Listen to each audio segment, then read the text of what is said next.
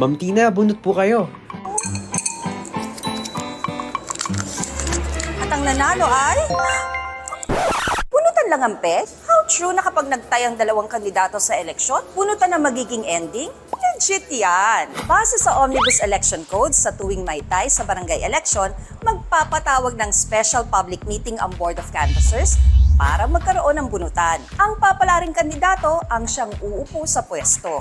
Maglalabas ang Board of Canvassers ng certificate na may pangalan ng nanalong kandidato para pagtibayin ang kanyang proklamasyon. O, gets nyo ba?